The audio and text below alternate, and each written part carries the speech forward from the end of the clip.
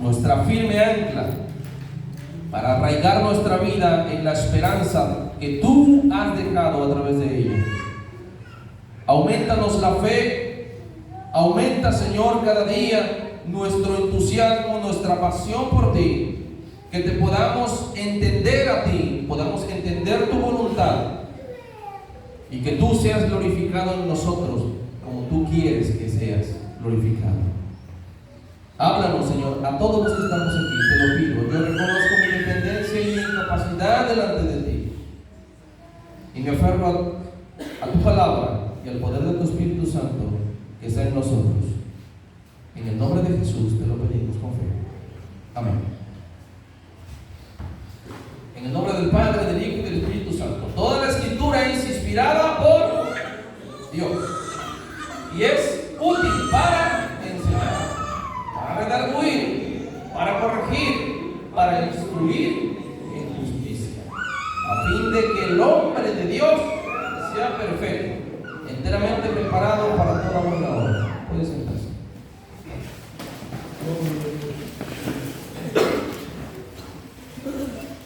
Hermanos, y yo quiero preguntar algo. ¿Habrá algo más demandante que la comida en nuestras mesas? ¿Podríamos conformarnos si tenemos buenos zapatos, buena ropa, un auto fuera de casa?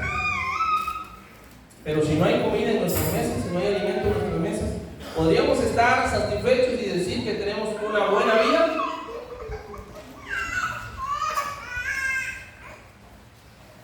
No. Lo primero que podríamos tener serían los zapatos bonitos o buenos que tenemos ahí para conseguir el alimento. ¿Habrá algo más demandante para nuestros cuerpos que el alimento, que la comida?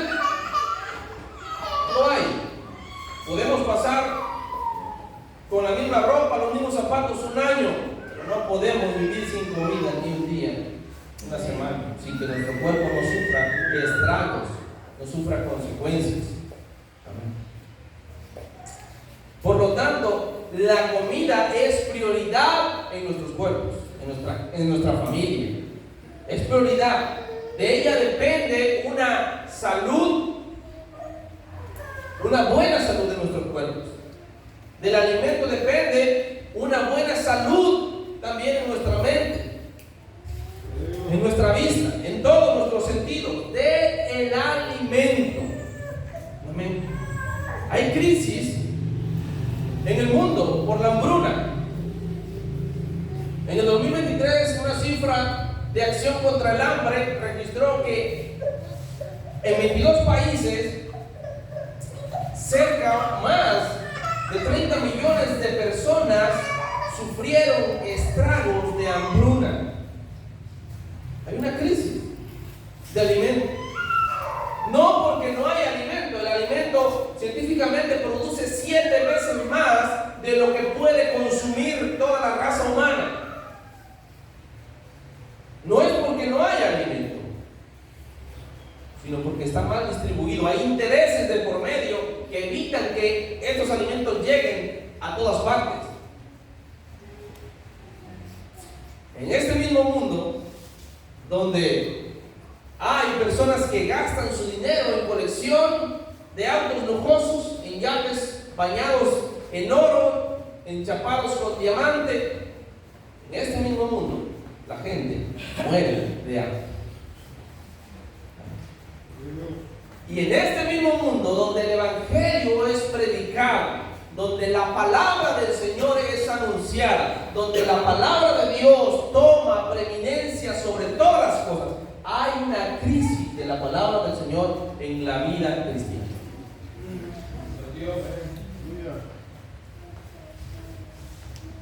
Hermanos, estudios revelan que el principal problema del cristianismo, de nosotros los cristianos, es la falta de conocimiento de la palabra del Señor, la falta de conocimiento de la voluntad de Dios. Porque no podemos conocer la voluntad de Dios si no conocemos la palabra del Señor.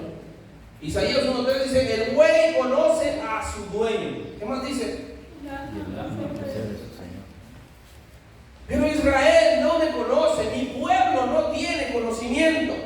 Israel no me conoce, no ha entendido, aunque yo le he dado mi ley, aunque yo he escrito la ley, le he dado sacerdotes que anuncien la ley, no conoce mi voluntad, no conoce mi ley, no conoce la esencia.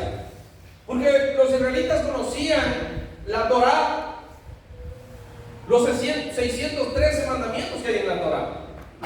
Se los sabían, pero no los conocían. Se los habían aprendido de memoria, los habían pasado por alto. Eran litúrgicos, eran prácticos, eran exteriores. Les gustaba cumplir para que los vieran, pero no nacía en ellos la voluntad de agradar a Dios. Ellos ayunaban, pero ayunaban para sentirse mejores que los demás. Ayunaban para sentirse mejor que otros. Y Dios les tiene que llamar la atención en Isaías 53. Este no es el ayuno que yo escogí. No es. Hermanos, a nosotros se nos ha confiado la palabra del Señor, se nos ha dado la palabra del Señor. Cientos de hombres fueron masacrados, acribillados, arrastrados, porque hoy nosotros pudiéramos tener en nuestras manos el libro junto, el Biblos, la palabra del Señor, el canon de los 66 libros. Nosotros lo pudiéramos tener no solamente en una versión, sino en 2, en 3 o en 4, o en cuanto pudiéramos adquirirla. Es demandante que el cristiano conozca la palabra del Señor, porque en ella va a conocer la voluntad de Dios. Pero hay una crisis de la palabra del Señor. Mi pueblo no me conoce. No conocían a Dios. El pueblo de Israel no conocía a Dios. Hermanos, y estamos viviendo una etapa peligrosa. Una etapa peligrosa. ¿Sabe por qué? Porque hoy, dicho con mucho respeto para los que son verdaderos, pero en un mundo cristiano donde tenemos cientos de profetas que hablan de parte de Dios, ¿quién quiere leer la palabra? Donde hoy te auguran el futuro y te adivinan hasta las placas de tu carro, ¿quién quiere conocer la voluntad de Dios a través de su palabra? No. Ya nadie quiere estudiarla porque es aburrido. La letra mata. No, es que eres muy bíblico, sonas muy bíblico, pero no tienes espíritu, no tienes discernimiento. Y todas estas cosas están minando el evangelio en la vida del cristiano. No el evangelio. Están minando la vida del creyente. Porque estamos dejando a un lado la palabra del Señor. Y cuando se deja a un lado la palabra del Señor, lo próximo que vamos a hacer es que vamos a tropezar, nos vamos a equivocar, vamos a errar. Pero Dios ha dejado su palabra para guiarnos, para dirigirnos, para enseñarnos. Amén. Para enseñarnos. Miren lo que dice 2 Timoteo 4:3. Porque vendrá tiempo cuando no sufrirán la sana doctrina, sino que teniendo comezón de oír, se amontonarán maestros conforme a sus concupiscencias, y apartarán de la verdad el oído, y se volverán a las fábulas, los cuentos, a las analogías, la filosofía. Hoy hay buenos predicadores con buenos mensajes, con una oratoria impresionante, con un desarrollo potentoso, pero con muy poco de la verdad de Dios, con muy poco de la palabra del Señor, con muy poca esencia. Porque el centro nos hemos vuelto nosotros. El centro del evangelio se ha vuelto el hombre. Y el centro del evangelio no es el hombre, el centro del evangelio es Dios. Y solo Dios, para mostrar su bondad al ser humano, mostrar su amor al ser humano, su plan de redención al ser humano. El evangelio no es para beneficiarnos nosotros, para hacernos ricos, para reclamar a Dios una posición diferente a los demás. No, el Evangelio es poder de Dios para salvación a todo aquel que cree. Judío primeramente y también al gentil, al griego. Para salvación. El Evangelio es para salvación de nuestras vidas. ¿Por qué? Porque estábamos en enemistad con Dios, estábamos en una situación deplorable, de miseria, porque no teníamos esperanza, pero a través de Jesucristo nos fue otorgada la única esperanza de vida eterna en Él.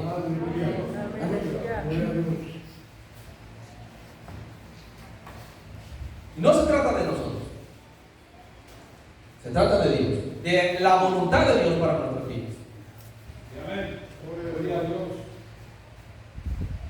Se amontonarán maestros, hoy hay muchos maestros, pero nuestro maestro por excelencia es el Espíritu Santo y la palabra del Señor. Amén. Y cada día nosotros debemos amar y comprometernos con ella. Amén. ¿Por qué? Porque el conocimiento de la palabra del Señor es la columna vertebral del cristiano. Es lo que sostiene erguido, fuerte a un cristiano. Si usted tiene un mal en las vértebras, no va a poder agacharse, no va a poder alzar peso, no va a poder dormir bien, no va a poder estar bien completamente. Nadie que tenga un problema de la columna vertebral está tranquilo, ¿verdad?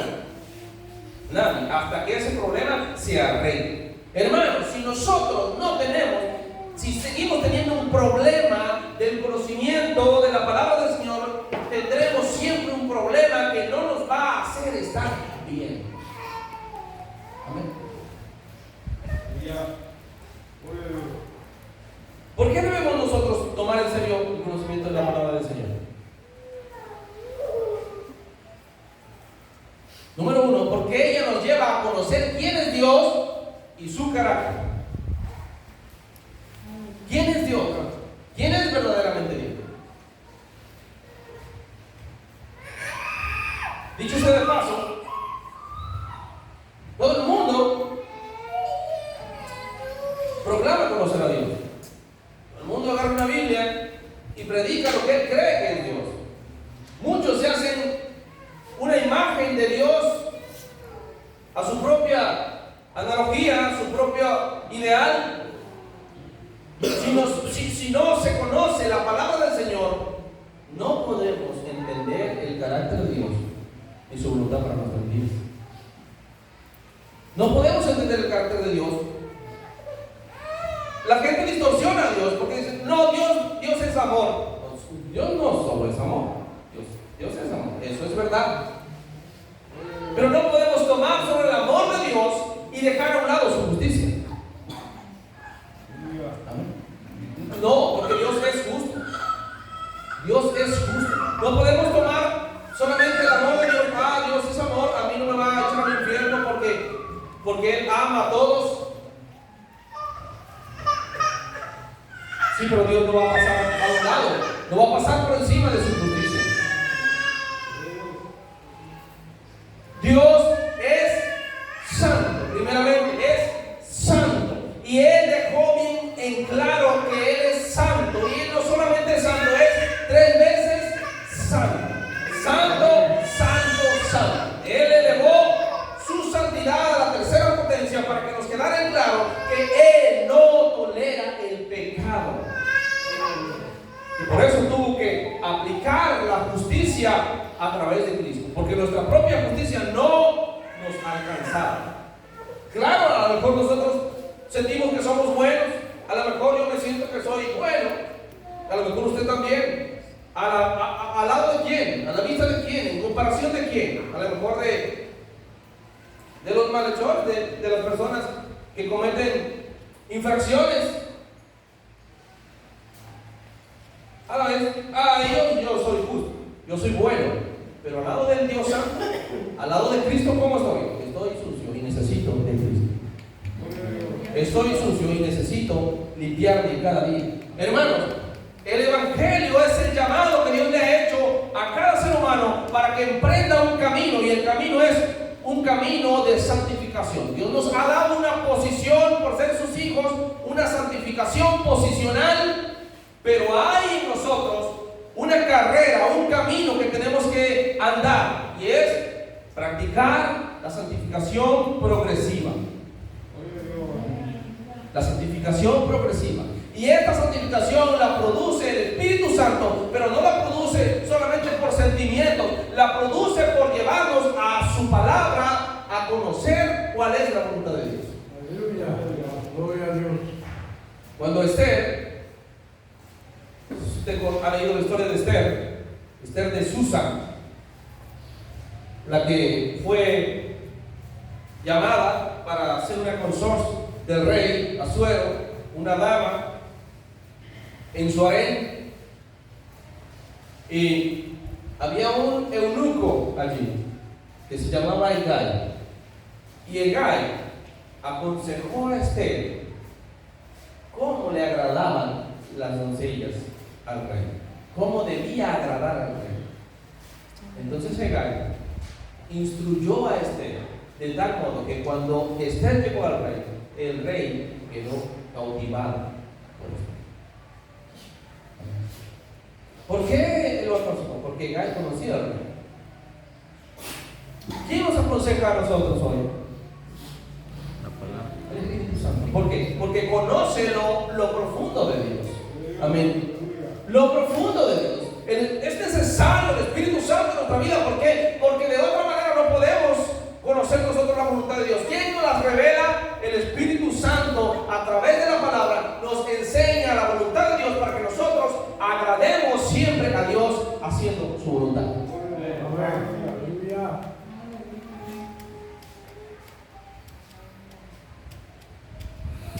Hermanos, no podemos servir a Dios, no podemos servir a un Dios que no conocemos.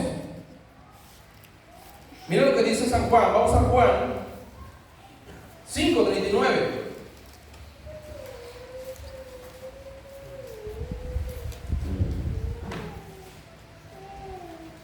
Dice: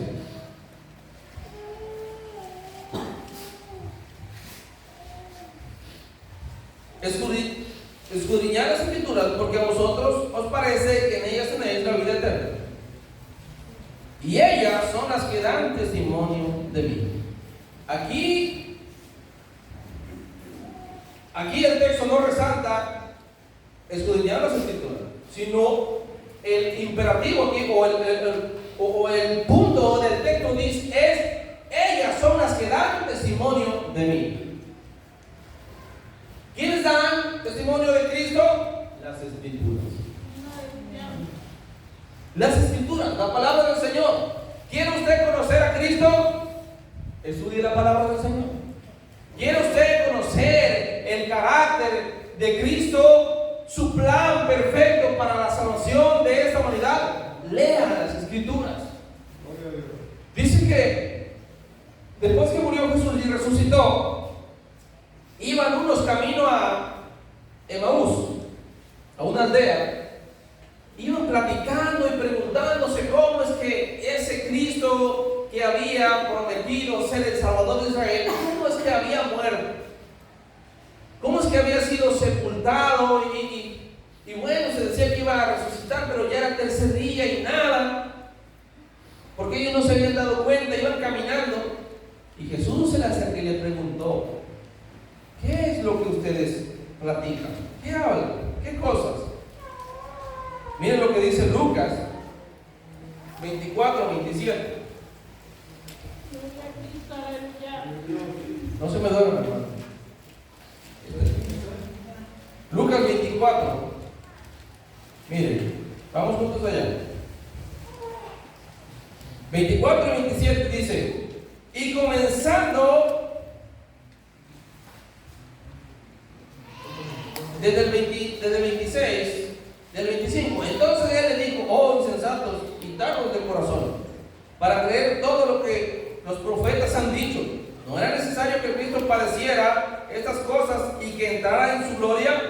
Y comenzando desde Moisés y siguiendo por todos los profetas, les declaraba en todas, ¿dónde? en todas las escrituras lo que de Él decían. ¿De quién hablan las escrituras? De Cristo.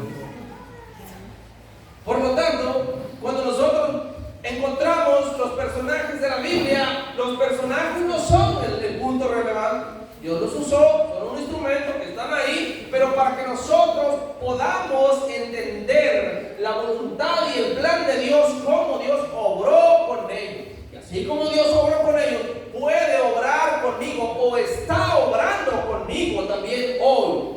Aleluya. El punto principal de las escrituras es llevarnos a Cristo. Hermanos, no podemos tener una relación con Cristo. No podemos decir servir a Cristo si no conocemos su voluntad, si no lo amamos, si no estamos cerca de Él, si no tenemos una relación con Él. Y no la podemos tener a menos que tengamos una relación con su palabra. Aleluya. Por eso el texto principal que leímos dice: toda escritura es inspirada por Dios y es útil, es apta, es práctica, es perfecta para enseñar al hombre de Dios, para instruirlo, para darle un desarrollo a fin de que sea completo, enteramente preparado para toda buena obra. Hermano, punto número 2: no podemos adorar a un Dios que no conocemos. Jesús le dice a la mujer samaritana: mujer, vendrá el día en que adorarán, el día viene y la hora es en que adorarán al Padre en espíritu y en verdad. En espíritu y en verdad. Guiados por el Espíritu, pero en la verdad de Dios. Amén. No solamente se trata de sentimientos o de emociones encontradas en nosotros, producidas por la música, una música pausada, una música sublime, sino se trata de la verdad central del Evangelio por lo cual nosotros adoramos a Dios. Se trata de la verdad que emana en las Escrituras por lo cual nosotros cantamos, nos gozamos y alabamos a Dios.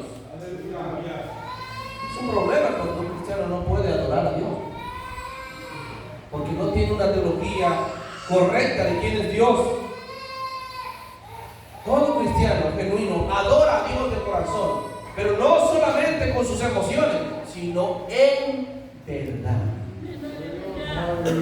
Y la adoración no solamente se limita aquí, sino también fuera, 24/7. A lo mejor no andemos cantando, ¿verdad? Pero somos buen olor de Cristo. Buen olor de Cristo.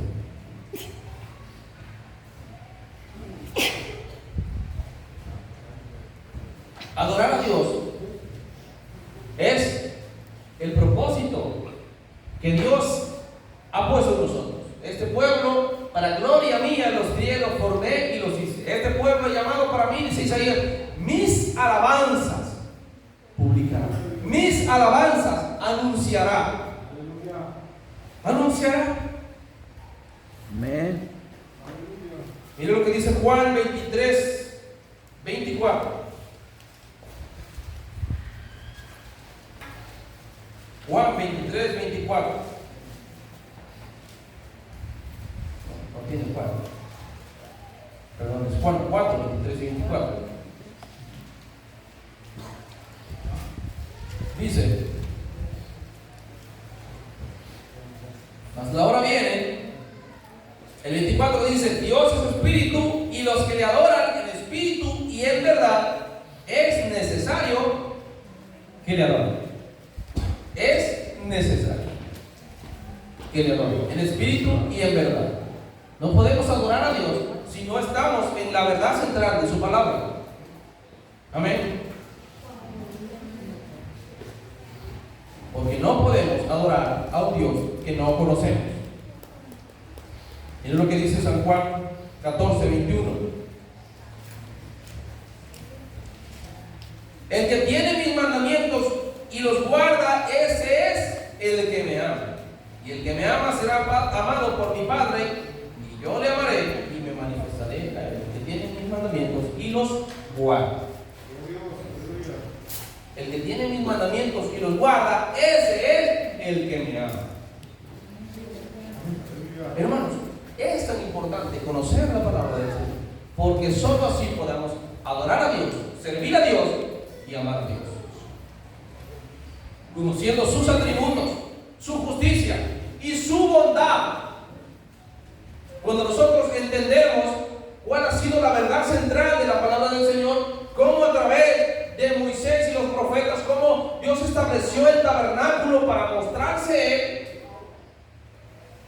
en el desierto, cómo el altar de bronce donde sacrificaban a los corderos sin defecto auguraba o anunciaba al cordero perfecto, al cordero que fue inmolado, que debía morir por nuestros pecados.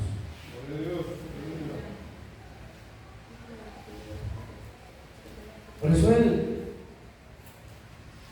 dijo, los profetas, Moisés y los profetas hablaron de mí. Y todas las cosas que había en el tabernáculo, desde la puerta central, por eso Jesús se pronuncia y dice, yo soy la puerta. ¿Cuál puerta? Para entrar al santuario. Ahí estaba la mesa de la proposición, ahí estaba el altar de incienso, que significa la intercesión continua de Cristo por nosotros en el cielo. Ahí estaba la mesa de la proposición con los panes. Jesús dijo, yo soy el pan de vida, que también anunciaba la palabra del Señor, Él mismo revelando su palabra para mantenernos fuertes y guiarnos a su vida. ¿A dónde llevaba? Después del tabernáculo, ¿qué había? Después del lugar santo, había el lugar santísimo. Y cuando Cristo muere, el velo se rompe para que nosotros tuviéramos el acceso al Padre. ¿Qué significaba el arca del pacto? La presencia de Dios, el trono de Dios, el Padre. Y cuando el velo se rompe, nosotros tenemos acceso al trono del Padre. Y como dice el libro de Romanos, podemos venir y decirle, Abba, Padre. Padre, Padre. Pero solamente, hermanos, si entendemos la palabra del Señor, vamos a conocer nuestra posición como cristianos, como hijos de Dios. Hay una metáfora de un hombre que se subió a un barco, pagó el boleto, solamente tenía a su boleto, pagó el boleto, se fue. Y era un largo viaje de varios días de travesía. Pasó un día y se aguantó pasó otro día y se la aguantó. Al tercer día ya no aguantó el hambre. Y llamó a uno de los que repartían comida y dijo, oiga, yo necesito comer, voy a hacer lo que sea, pónganme a lavar los baños, pónganme a lavar las ollas, los trastes, pero denme un plato de comida. Y le dijo, ¿y usted por qué no está comiendo? Pues yo no traigo dinero. Y le dijo, a ver, pásame el boleto, el ticket de su boleto. Y dijo, mira, aquí abajo dice, el dueño de este boleto tiene acceso a toda la comida que requiera en el buffet. Tiene derecho a la piscina, tiene derecho al gimnasio y tiene derecho a un postre por la mañana. Usted no está comiendo porque usted no está leyendo. Usted no leyó. Usted no come y está sufriendo porque usted no leyó. Usted podrá decir, sí, es fácil. Pero eso nos pasa como cristianos. Nosotros no conocemos nuestra posición en Cristo porque no estamos yendo a su palabra. Nosotros nos desanimamos cuando vienen problemas y cosas. ¿Por qué? Porque no estamos fundados en su palabra. Dios no quiere eso. Dios no quiere que nosotros seamos niños vulnerables, engañados, seducidos por cualquier viento de doctrina, contagiados. A un niño ustedes lo llaman y dicen, oye, mira, ¿tú crees que el otro día vi un fantasma detrás de ese árbol grande? Lo vi, se me pareció, era peludo, era negro, era feo. Ese niño nunca ha visto un fantasma en su vida y le va a creer y no se va a querer ir a asomar a ese árbol. ¿Por qué?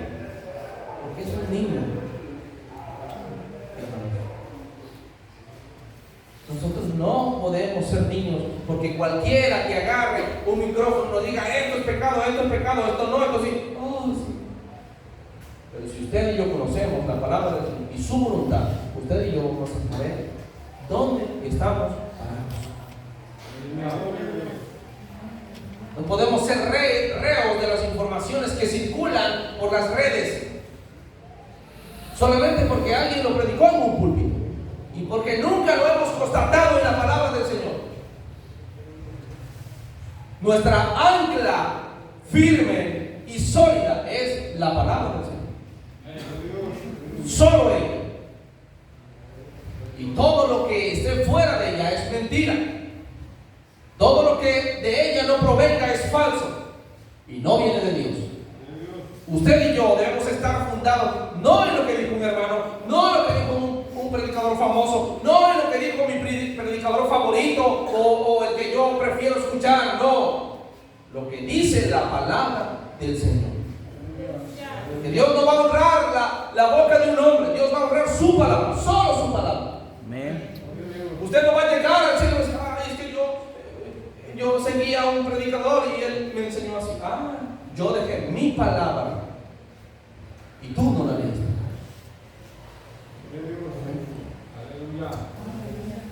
Peligros de no tener en cuenta la palabra del Señor. Miren lo que dice Oseas 6:4. Vamos a leer. Hay un peligro, hermanos, de no tener en cuenta la palabra del Señor.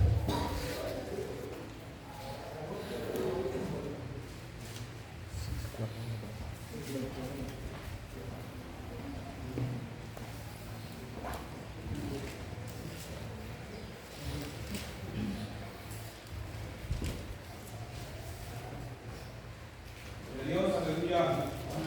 4:6. Cambia el número. Dice: mi pueblo fue destruido porque le faltó conocimiento. Mi pueblo por cuanto desechaste el conocimiento, yo te echaré del sacerdocio.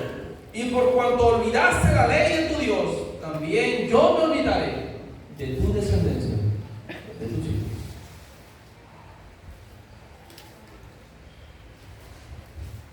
Porque desechaste el conocimiento, porque tuviste en poco mi ley, porque desechaste mi ley, porque la olvidaste, yo también me olvidaré de tus hijos.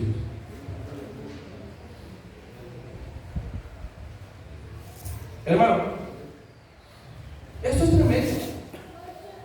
No es un juego tener en poco la enseñanza de la palabra del Señor. No es un juego, decir, yo amo a Dios, pero no me interesa conocerlo. No. Yo te amo. ¿Cómo sería eso? Yo te amo, le dijimos a nuestra esposa, yo te amo, pero platicar contigo no me gusta. ¿Cómo? ¿Cómo es eso así? ¿Cómo? No hay un amor, sino hay un diálogo, un acercamiento, no existe.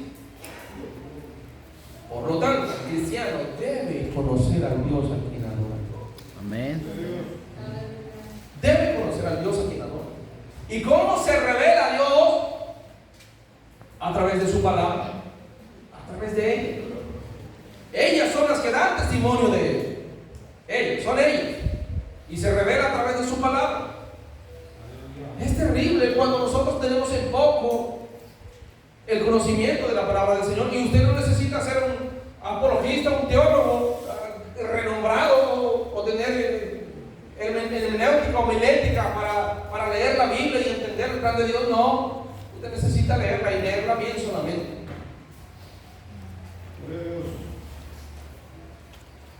En Jueces dice: murió Josué y toda aquella generación con él. Toda la generación de Josué. Murió Josué y toda la generación que Josué dio introdujo a la tierra prometida. Como se levantó otra generación que no conoció a Dios ni las obras que había hecho por sus padres. ¿Y qué pasó en el libro de Jueces? Lo próximo que leemos es que el pueblo empezó a pecar, empezó a desviarse de la voluntad de Dios y cayó cautivo. Y Dios lo libertaba y él volvía a caer. Y Dios lo libertaba y mandaba y él volvía a caer. Y en el tiempo de los jueces, dice la palabra del Señor, cada uno hacía lo que bien le parecía. Y la palabra del Señor escaseaba en aquel entonces.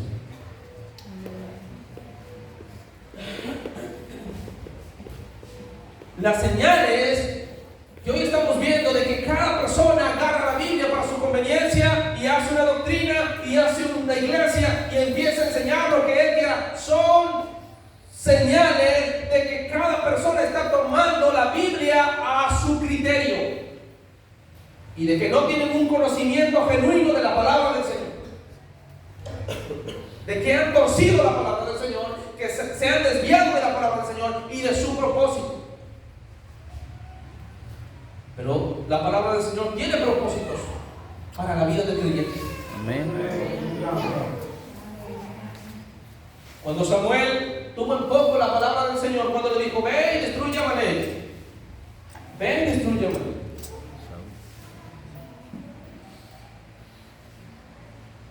Saúl hizo algo de lo que a muchos pastores de la prosperidad le hubiera encantado. Mató lo vil y se trajo todo lo bueno para ofrecer el sacrificio a Dios. Aquí está, Señor. Aquí está el sacrificio. Pero mira lo que le dice el Señor. Vamos a leer. 1 Samuel 15.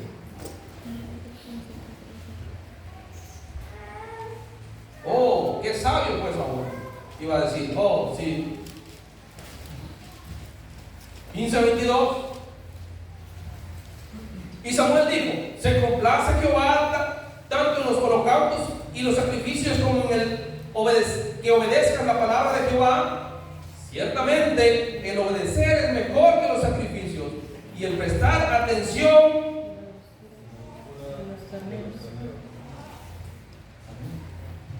¿Alguien lee el otro versículo? ¿Cómo dice? El 23.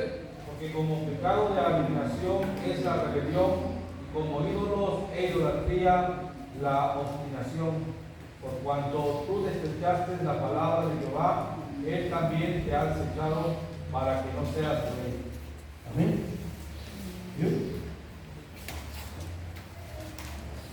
Se complace Jehová tanto en los sacrificios, los holocaustos, las ofrendas.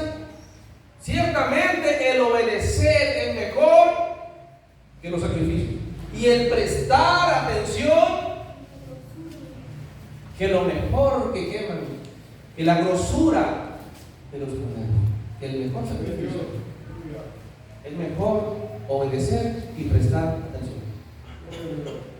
Hay muchas iglesias haciendo sacrificios, pero no se están preguntando si esa es la voluntad de Dios.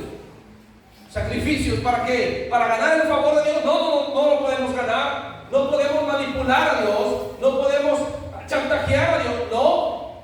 Dios, ¿qué demanda? Que dice Miqueas 6:6. ¿Con qué me presentaré a Jehová?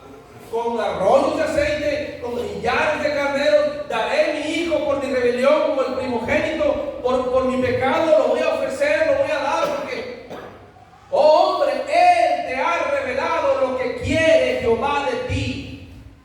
Aleluya. Amar justicia, amar misericordia y humillarte ante tu Dios. Gloria a Cristo. Es simple, pero no porque es simple, es fácil. Es sencillo. Jesús dijo, mi yugo es fácil y ligera mi carga. No nos puso Dios una palabra que no podamos cumplir, no nos puso un estándar que no podamos cumplir, solamente de conocerlo a Él. Esa es nuestra tarea principal, conocerlo a Él. Y cuando lo conozcamos a Él, va a suceder algo que dice, conoceréis la verdad y la verdad os hará libres. usted y yo conozcamos más a Dios, más libertad tendremos para vivir en una vida de adoración, en una vida de servicio con libertad y no por imposición.